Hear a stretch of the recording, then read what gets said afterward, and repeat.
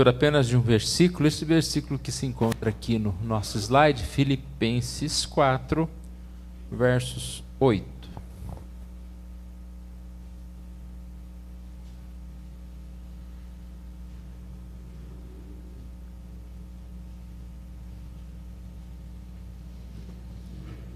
Nós faremos a leitura para a nossa meditação. Filipenses capítulo 4, verso 8. Finalmente, irmãos, tudo o que é verdadeiro, tudo o que é respeitável, tudo o que é justo, tudo o que é puro, tudo o que é amável, tudo o que é de boa fama, se alguma virtude há, se algum louvor existe, seja isso que ocupe o vosso pensamento.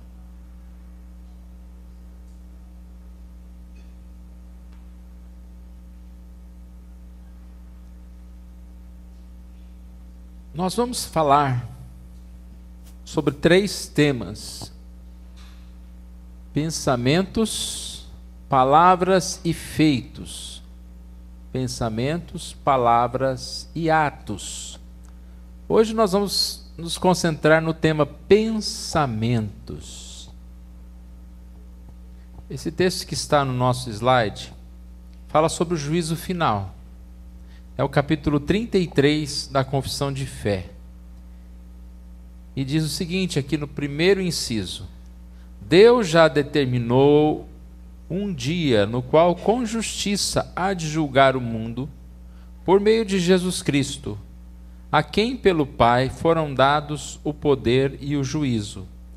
Neste dia, não somente serão julgados os anjos apóstatas, mas igualmente todas as pessoas que tiverem vivido sobre a terra. Comparecerão ante o tribunal de Cristo, a fim de darem conta de seus pensamentos, palavras e feitos, e receberem o galardão, segundo o que tiverem feito, o bem ou o mal, por meio do corpo. É uma passagem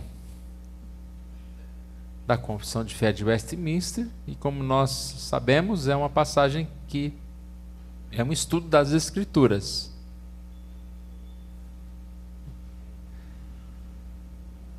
Que fala a respeito do juízo final.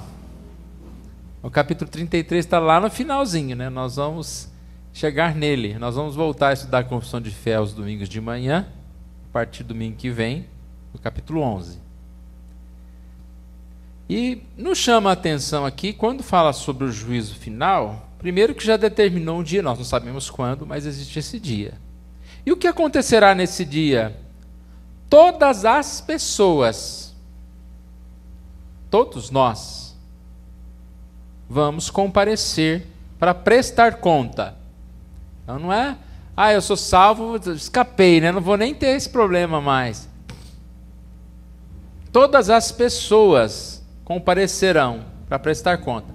Prestar conta do quê? E ali fala dos pensamentos, das palavras e feitos, palavras e atos.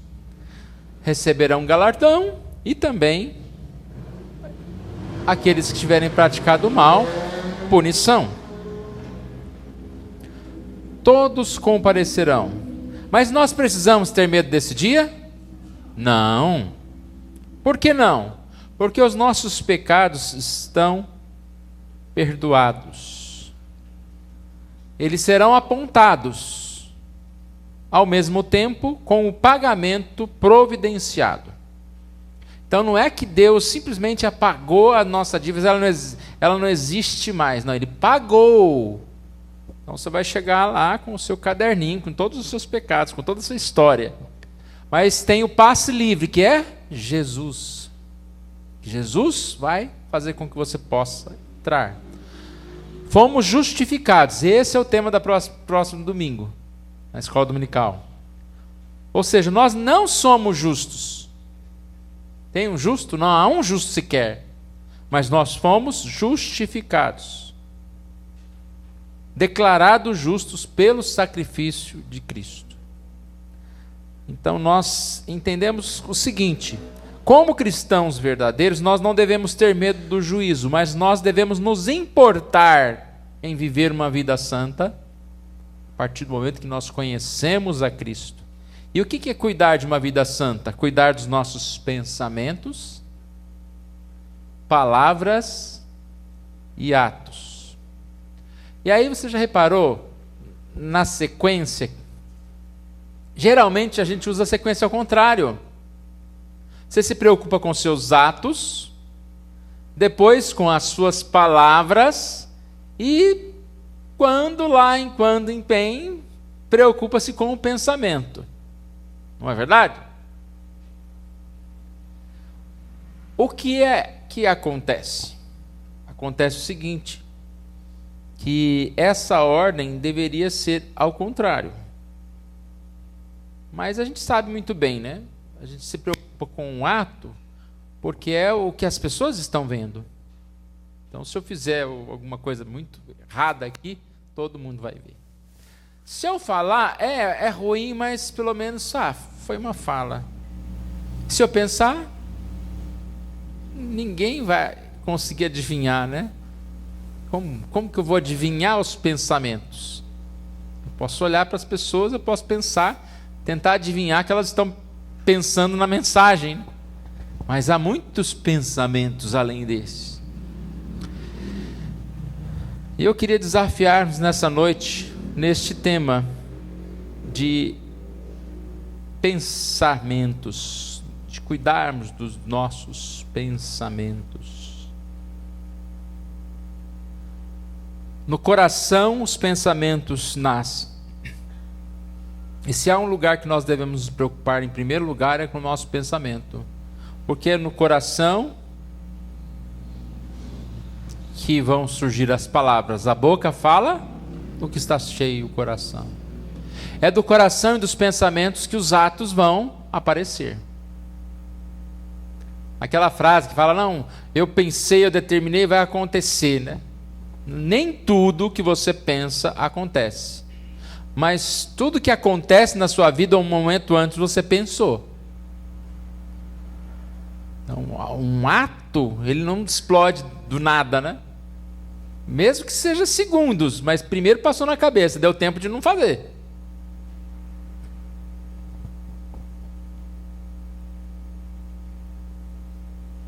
Lucas 6, 43 a 45 é que fala isso.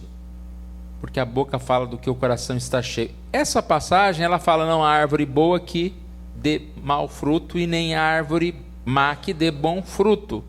E compara a árvore com o coração. Quando ele diz, é do bom coração, ou seja, dessa boa árvore, que surgirá o bom tesouro.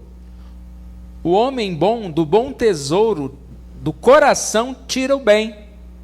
E o mal, do mau tesouro, tira o mal. Então nós precisamos ser essa boa árvore. Um bom fruto não vai nascer de uma árvore doente. Espinheiro não vai dar figos. E a gente percebe que muitas vezes a nossa luta é em fazer alguma coisa, esquecendo que se para fazer alguma coisa boa a gente tem que realmente ser, partir do coração.